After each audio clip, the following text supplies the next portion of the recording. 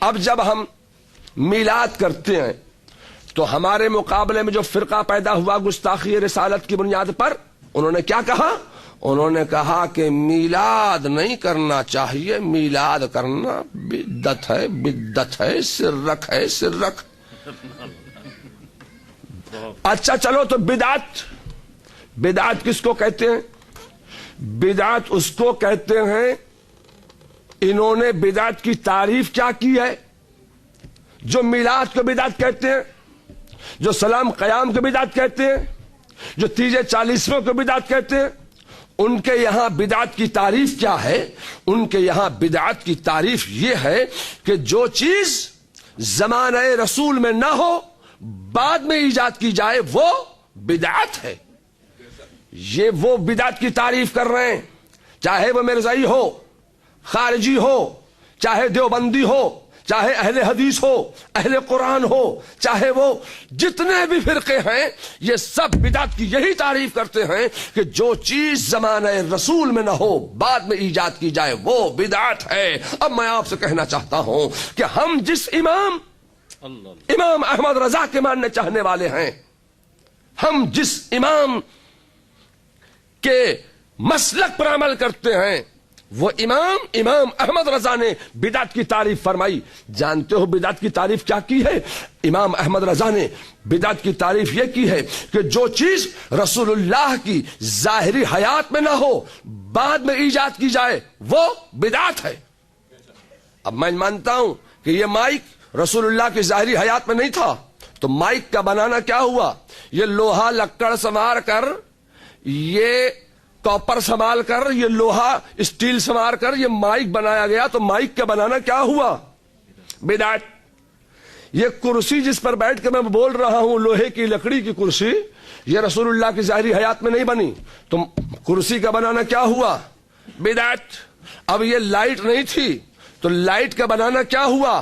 بدعت۔ اب میں آپ سے کہنا چاہتا ہوں ہوائی جہاز نہیں تھے، ہوائی جہاز کا بنانا کیا ہوا؟ بدعت۔ اب میں آپ سے کہنا چاہتا ہوں کہ یہ ٹرینیں نہیں تھیں، یہ ٹیوب ٹرین بھی نہیں تھی، تو ٹرینوں کا بنانا کیا ہوا؟ بدعت۔ اب یہ بدعت سے بچنا چاہتے ہیں تو اے لوگوں، ٹرین میں بیٹھو گے تو بدعتی ہو جاؤ گے، ہوائی جہاز میں سفر کرو گے تو بدعتی ہو جاؤ گے۔ آپ بدعت سے بچنا چاہتے ہو؟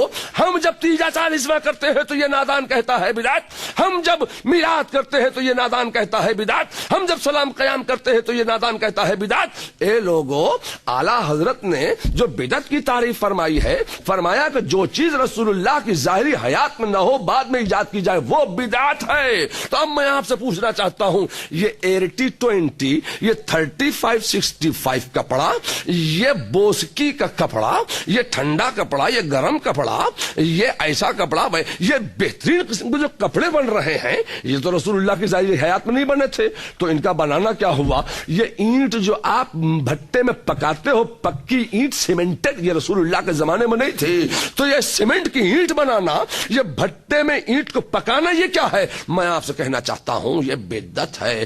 ہم جب تیجا کریں تو تم کہو بدعت، ہم جب 40واں کریں تو تم کہو بدعت، ہم جب میلاد کریں تو تم کہو بدعت۔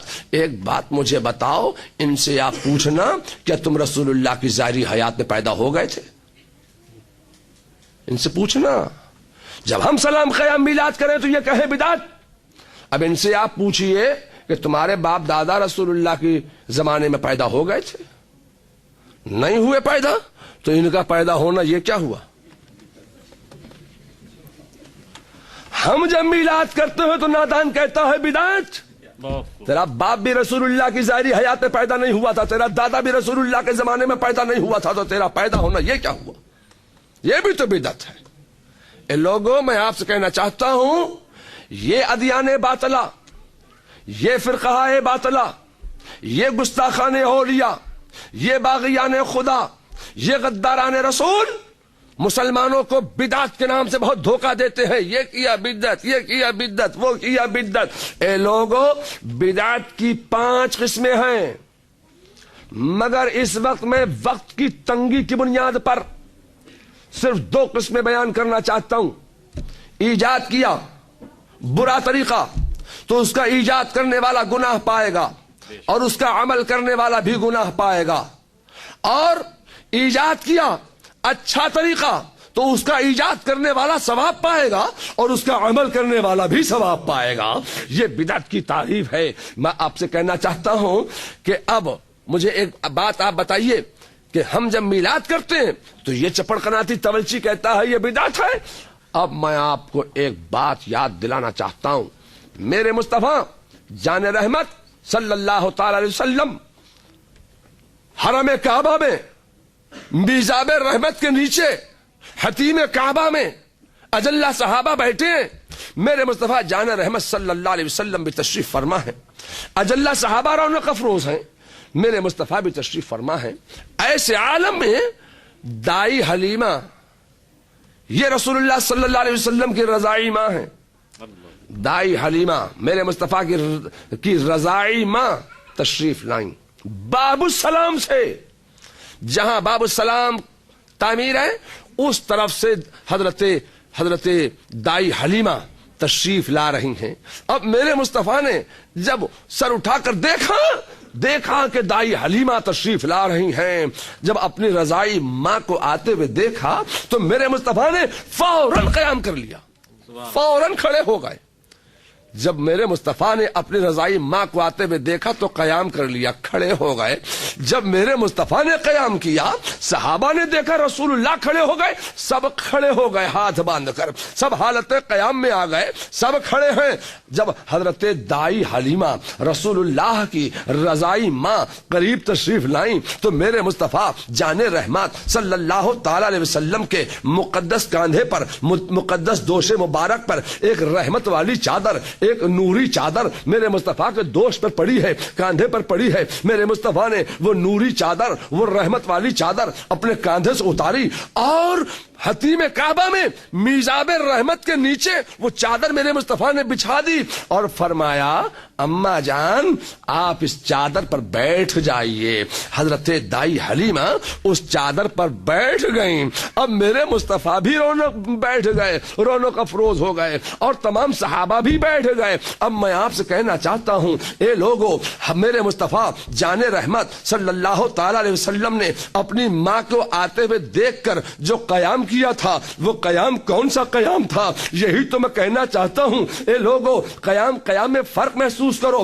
ہم جب میلاد کے بعد قیام کرتے ہیں تو یہ چپڑ قناتی تولچی کہتا ہے یہ شرک ہے, یہ کھڑے کیوں ہو گئے نبی کی تعظیم کے لیے. اب میں آپ سے کہنا چاہتا ہوں کہ حضرت دائی حلیمہ کو آتے ہوئے دیکھ کر میرے مصطفیٰ نے جو قیام کیا تھا وہ خدا کی قسم وہ قیام تعبدی نہیں کیا تھا, قیام عبادت نہیں کیا تھا. اپنی ماں کو آتے ہوئے دیکھ کر میرے مصطفیٰ نے جو قیام کیا تھا وہ قیام تعظیمی ہے. تو جب میرے مصطفیٰ نے اپنی والدہ کے لیے قیام تعظیمی کیا ہے تو وہ جو تم قیام کرتے ہو نماز میں وہ قیام عبادت ہے, وہ قیام تعبدی ہے. اے لوگوں قیام میں فرق محسوس کرو. ہم جب نماز میں قیام کرتے ہیں تو وہ قیام تعبدی ہے, وہ قیام عبادت ہے. اگر اس قیام میں کسی کو شریک بنا لیا گیا تو یقیناً یہ شرک ہو جائے گا. وہ قیام عبادت ہے, وہ قیام تعبدی ہے. مگر جب تم میلاد کے بعد قیام کرتے ہو خدا کی قسم یہ قیام تعبدی نہیں ہے, یہ قیام عبادت نہیں ہے. یہ قیام جو ہم کرتے ہیں میلاد کے بعد یہ قیام ہے قیام تعظیمی. اے لوگوں قیام تعظیمی اور قیام تعبدی میں فرق محسوس کرو. اب میرے مصطفیٰ نے قیام کیا, بیٹھ گئے, سب صحابہ بھی بیٹھ گئے. میرے مصطفیٰ رونق افروز ہوئے اور اپنی والدہ سے فرمایا رضائی ماں. اب اپنی رضائی ماں سے فرمایا اماں جان میرا بچپن مجھے سناؤ. کیا فرمایا؟ اماں جان میرا بچپن مجھے سناؤ. اب حضرت دائی حلیمہ مصطفیٰ جان رحمت صلی اللہ تعالی وسلم کی رضائی ماں مصطفیٰ کا بچپن سنا رہی ہیں. رضائی ماں مصطفیٰ کو مصطفیٰ کا بچپن سنا رہی ہیں, بتا رہی ہیں کہ میں کیسے آپ کو لائی تھی. اب مصطفیٰ کا آنا جانا دائی حلیمہ بیان کر رہی ہیں. مصطفیٰ کو مصطفیٰ کا بچپن سنا رہی ہیں, مصطفیٰ کو مصطفیٰ کی سیرت بتا رہی ہیں, مصطفیٰ کو بچپن کی صورت بتا رہی ہیں, مصطفیٰ کو بچپن کے معجزات بتا رہی ہیں, مصطفیٰ کا لانا لے جانا آنا جانا بیان کر رہی ہیں. اب میں آپ سے کہنا چاہتا ہوں کہ وہاں حتیم کعبہ میں صحابہ کی موجودگی میں مصطفیٰ جان رحمت صلی اللہ تعالی وسلم کیا سن رہے ہیں؟ جی اپنا بچپن سن رہے ہیں نا؟ تو ہم میلاد میں کیا کرتے ہیں؟ ہم میلاد میں یہی تو کرتے ہیں کہ مصطفیٰ کا بچپن بیان کرتے ہیں، مصطفیٰ کی جوانی بیان کرتے ہیں، مصطفیٰ کا اقتدار بیان کرتے ہیں، مصطفیٰ کا اختیار بیان کرتے ہیں، مصطفیٰ کی سیرت بیان کرتے ہیں، مصطفیٰ کی صورت بیان کرتے ہیں، مصطفیٰ کا آنا جانا بیان کرتے ہیں۔ یہی تو ہم میلاد میں بیان کرتے ہیں۔ اب میں آپ سے پوچھنا چاہتا ہوں کہ حتیم کعبہ میں میزاب الرحمت کے نیچے کیا ہو رہا ہے؟ وہی تو میلاد مصطفیٰ ہے، وہی تو میلاد ہے۔ اور میلاد کس کو کہتے ہیں؟ مصطفیٰ کی میلاد کا ذکر ہو رہا ہے، بیان ہو رہا ہے۔ تو اے لوگوں، میلاد کا انتظام کرنا، میلاد کا انتظام و اہتمام و انصرام کرنا، یہ میرے مصطفیٰ کی سنت ہے، اور میلاد کا سننا بھی میرے مصطفیٰ کی سنت ہے، صحابہ کی سنت ہے۔